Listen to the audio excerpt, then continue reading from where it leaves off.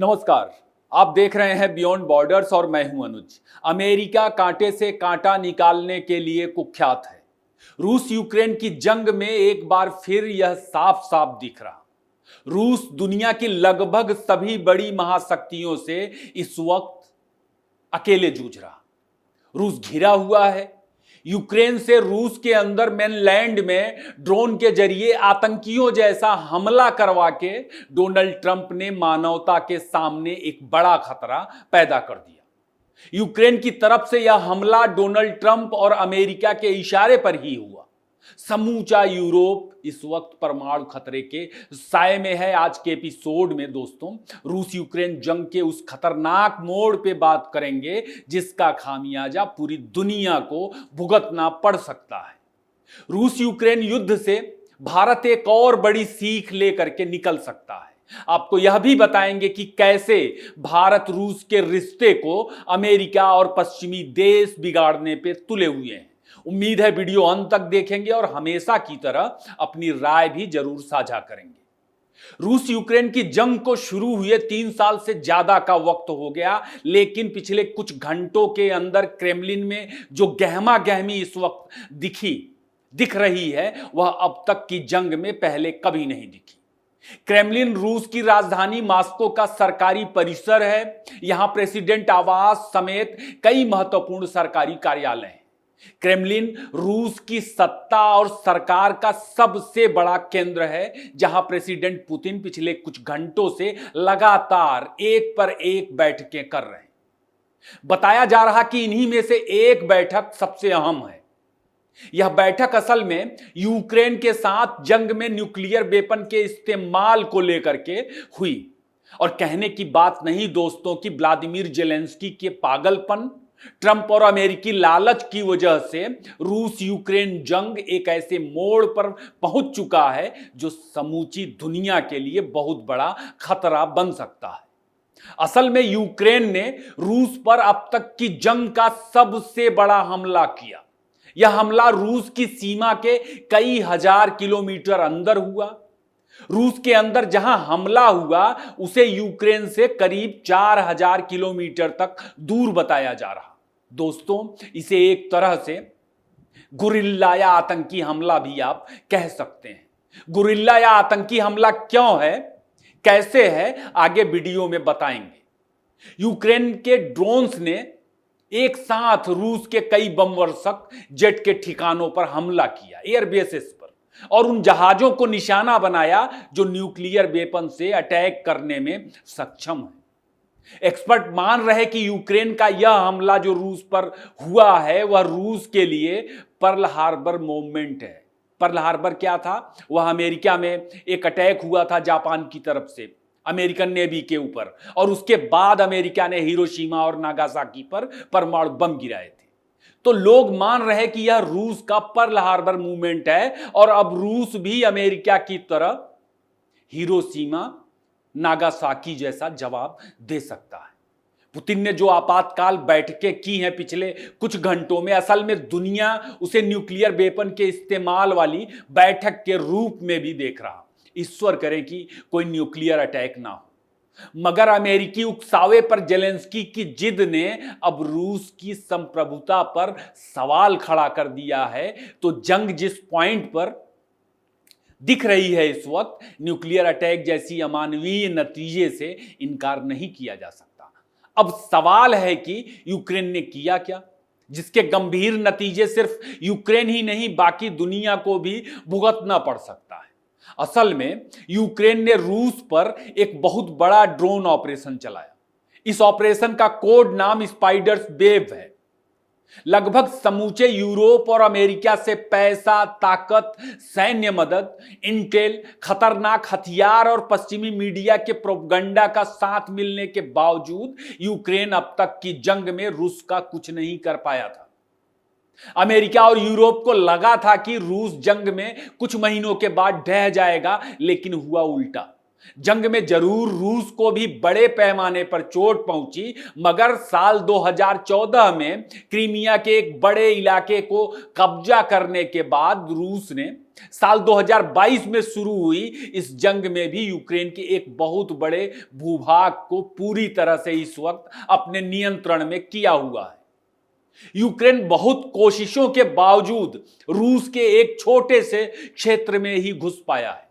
Ukraine कोई कारगर हमला नहीं कर पा रहा था अब तक की जंग में, क्योंकि इस जंग की वजह से पूरी दुनिया, खासकर यूरोप और अमेरिका में कारोबारी मंदी का माहौल बना हुआ है। तो ट्रंप चाहते थे कि यह जंग किसी तरीके से खत्म हो जाए, अमेरिका की मुश्किलें खत्म हो, अमेरिका का कारोबार फिर से बढ़िया से शुरू हो। बदले में अमेरिका को यूक्रेन के खनिज की ढील मिल रही थी। यूक्रेन इस पर राजी भी था।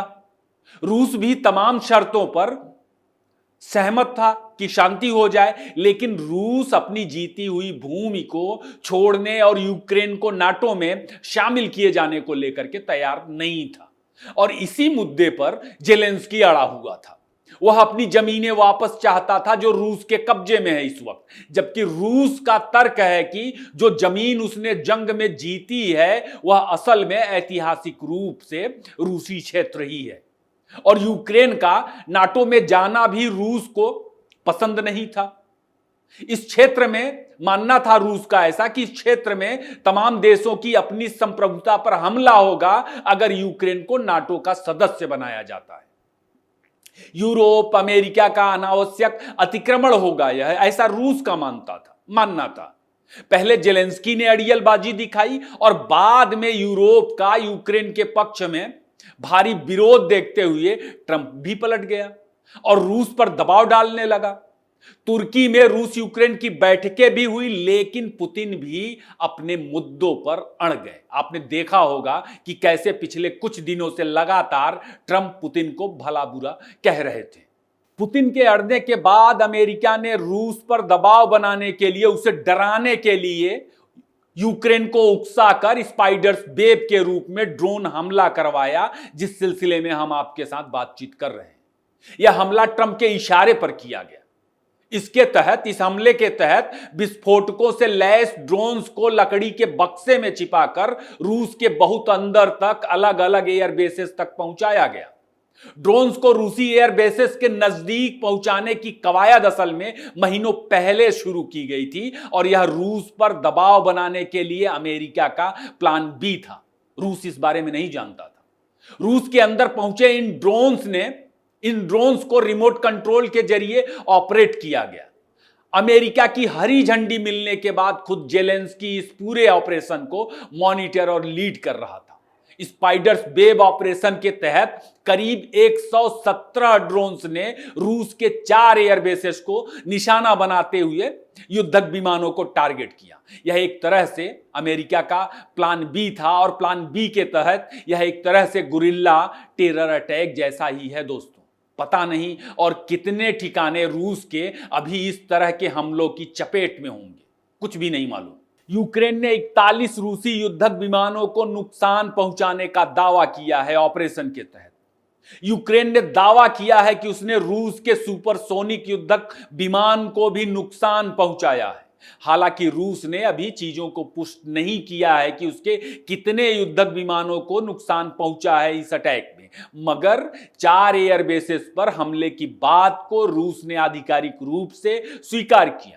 जाहिर है रूस के कई हजार किलोमीटर अंदर हुआ यह ऐसा हमला है जिससे पुतिन क्या इस वक्त समूचा रूस बौखलाया होगा और रूस का पलटवार बहुत भयावह हो सकता है। क्रेमलिन में तमाम बैठकों को इसी से जोड़ के देखा जा सकता है। रूस के विघटन के बाद रूस की चुनौती को हमेशा हमेशा के लिए खत्म करने के लिए अमेरिका सालों से यूक्रेन में मुहिम चला रहा था। एंटी रूस कैंपेन के लिए खूब सारा फंड सालों से अमेरिका यूक्रेन पर खर्च कर रहा था। यूक्रेन की रशियन पॉपुलेशन की लैंग्वेज कल्चर को बदलने की वहां पर मुहिम चल रही थी। यूक्रेन में इसका खूब विरोध भी था और रूस यूक्रेन विवाद में यह सबसे अहम पॉइंट भी है। रूस को इसी सांस्कृतिक हमले की वजह से यूक्रेन के खिलाफ जंग में उतरना पड़ा, क्योंकि कोशिशें रूस के तमाम अलग हुए हिस्सों के जरिए रूस को घेर कर इस पूरे इलाके पर अमेरिकी और यूरोप के कुछ देशों का प्रभुत्व बनाने का मंसूबा था। असल में रूस यूक्रेन के साथ अपने अस्तित्व की जंग लड़ रहा है इस वक्त। अमेरिका और ट्रंप कांटा से कांटा निकालने के लिए कुख्यात हैं। रूस और यूरोप दोनों अमेरिका के आंखों की किरकिरी थी। अब रूस यूक्रेन की जंग जिस मोड़ पे है उसमें अमेरिका और ट्रंप के दोनों हाथ में लड्डू हैं।